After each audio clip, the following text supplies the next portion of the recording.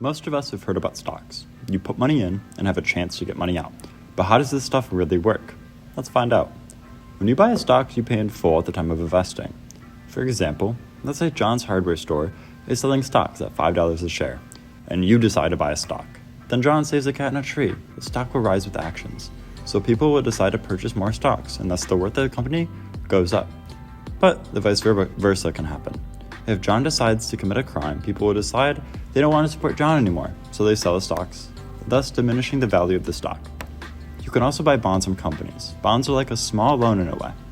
If I give a company $100, over time the bond matures, and after they return the money, plus stated interest, I'll have a profit. The difference between the two falls in the risk-reward of them. Bonds are very little risk, but with a very small reward.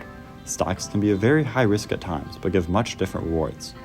It's important when buying things like this you manage your money for investments properly. It is also important to build a diverse portfolio. You should buy some stock and some bonds to help diversify.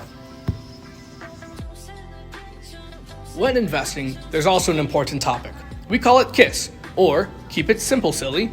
Keep It Simple Silly states only to invest in what you know. When investing, it's important to keep savings, normally in the form of an emergency fund, or an amount of money you only touch when absolutely necessary.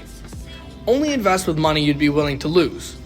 And if you can afford to buy stocks, or if you saved up a decent amount of money, you could always buy into a mutual fund. Mutual funds are a form of a portfolio diversification. This is a concept where you buy many different stocks to minimize the risk while still gaining a profit. Now, you might have heard the term bull and bear market. This is relating to stocks.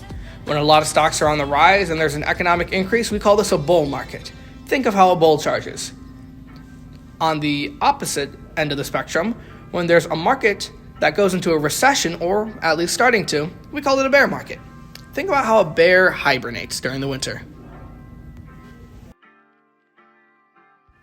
Overall, this is just the basics of investing.